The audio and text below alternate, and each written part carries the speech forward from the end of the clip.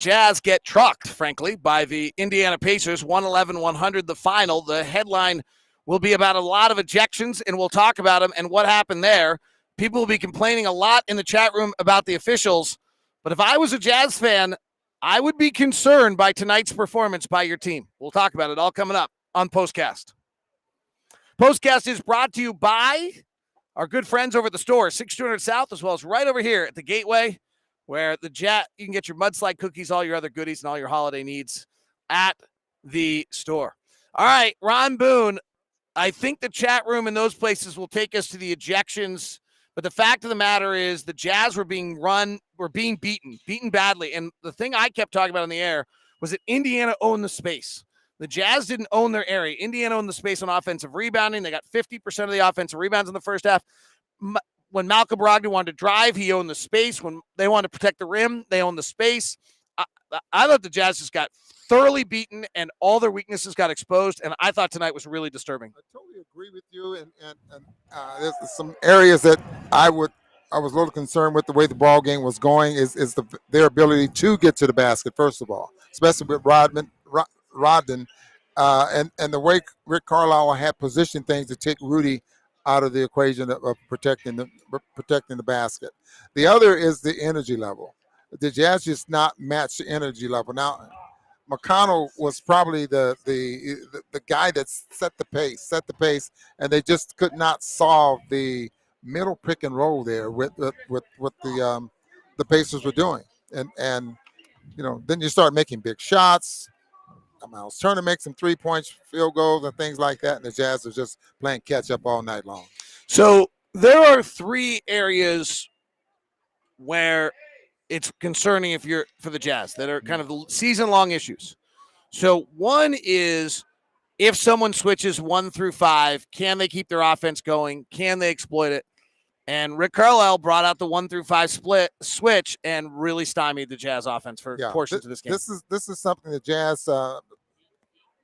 I thought they got a little bit better at that last year. I know you were saying that Rudy did a very good job at the end of last season when they switched 1 through 5, being able to defend out on the perimeter.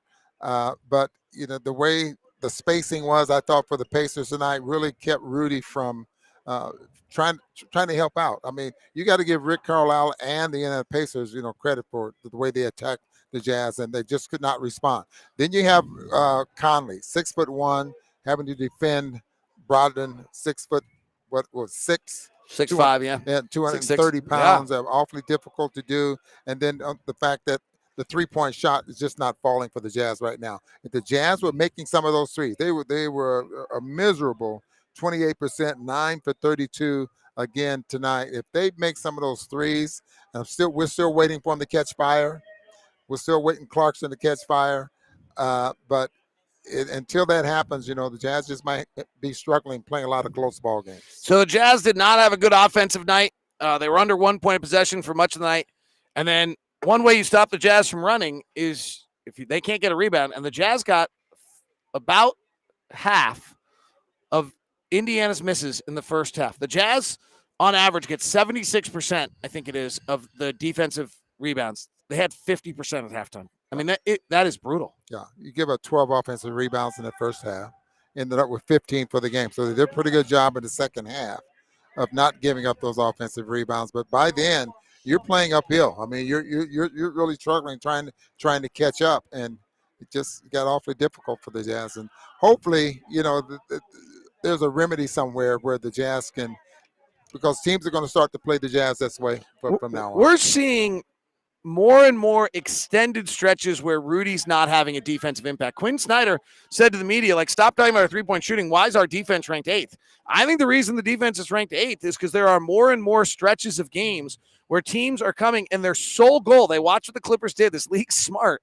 Rick Carlisle prepared an entire defensive game plan to play the Jazz last year because they were up 2-0 on the Clippers and they thought they were playing the Jazz and they lost that series. Mm-hmm. He brought that game plan out. He brought the playoff game plan out tonight to prepare for the Jazz, and that game plan is to get Rudy out of the middle of the floor and attack for the other side so he can't have an impact, and we're seeing extended stretches where that's taking place. I found it interesting that you recognize that Rick Carlisle run one of the Jazz plays, and they end up scoring off of it. So you got to give Rick. I mean, again, I know we're talking about what the Jazz didn't do, what they should have done, and all of those kind of things. But as you just mentioned, Rick Carlisle he's a great coach. He does a lot of great things. What did I say? He's got over 800 victories. Donovan Mitchell is wearing a Locked On t-shirt at his press conference right now. Yeah, you better get a picture. I better get a picture of that. That is so classic. Well, hopefully he says something goes viral. Oh, that is so great. Oh, that's funny. All right, let's get to the ejections. Donovan Mitchell and Joe Ingles seem to have been ejected for making contact with officials. We didn't get word of why, unfortunately, because we don't have that referee microphone hooked up. But that's not great. After seeing the replay, it really looked like Joe Ingles came in, and he may have pushed Ed Malloy with both hands. That is definitely a no-no. That is an automatic suspension, maybe a fine, and obviously an ejection. So Donovan Mitchell may have inadvertently or wasn't trying to touch an official because whatever he was upset about, I didn't see. But I think he shoved off at the very last second when he was in that last little scrum. He gave Ed Malloy, and Ed Malloy. I'll leave opinions of Ed Malloy. So my question here is that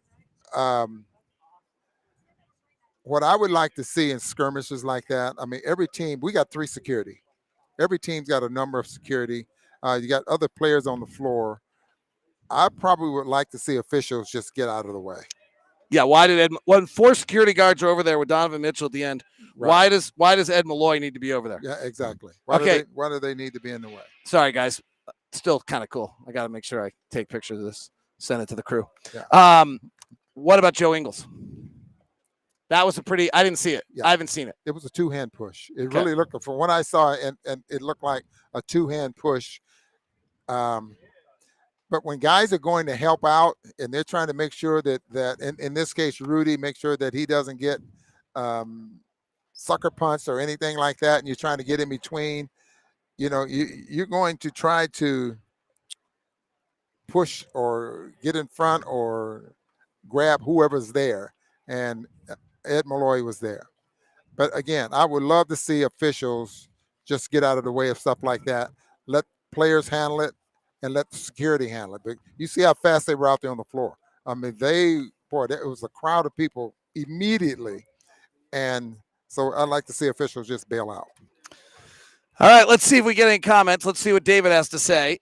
This is one of the toughest stretches of games I've watched, even our 7 wins that I've seen in 30 years. Okay, let's not get too carried away. Something's not right with this team, but I don't know why. What's your it seems like an overstatement, Ron, but I mean, I think it's fair to say we have not been great yet this year, and it doesn't feel like things are very smooth right now. So, to add, I totally agree with you. There's something not right.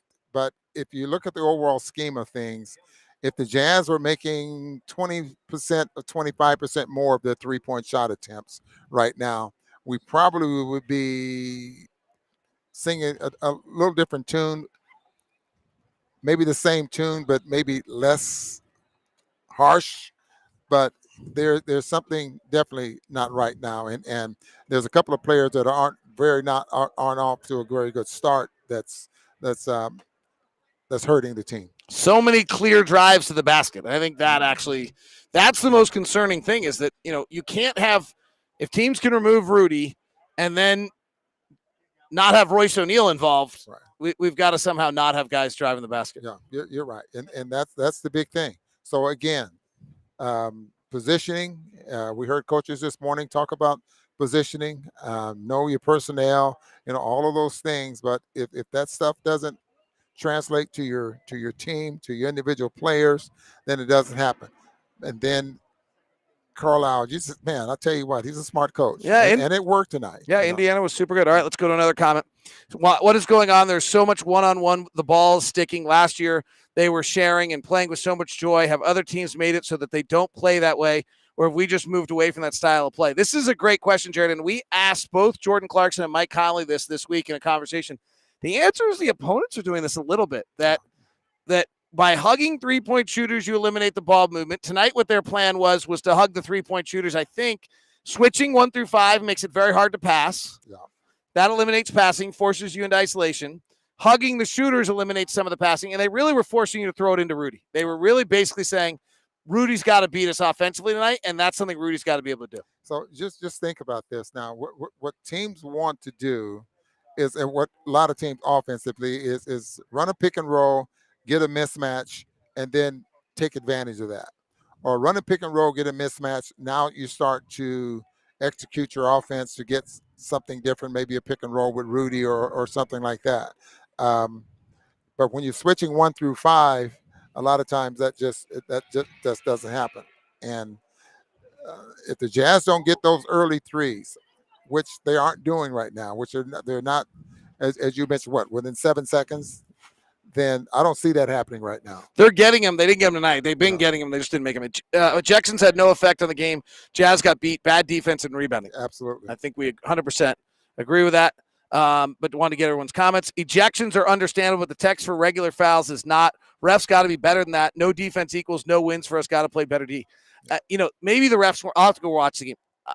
Our complaining was incessant tonight. Right. And that's the other one Quinn's going to talk about. We've got to stop complaining. We lost more points in transition defense tonight by complaining about officials. It really was incessant. Yeah, we saw more free throws tonight than we've seen in quite some time. Jazz ended up with 23 attempts at the free throw line. The Pacers ended up with 19. So the fouls aren't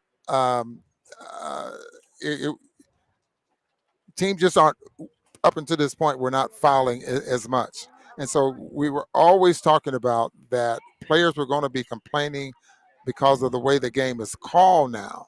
But what we saw tonight was a lot of complaining about what's not called. And most of that stuff was in the paint. Rudy thinking he's getting fouled every time he's trying to shoot or catch the basketball, those type of things. And it starts to carry over to your teammates. And before you know it, you got a fight going. All right, let's see what they do.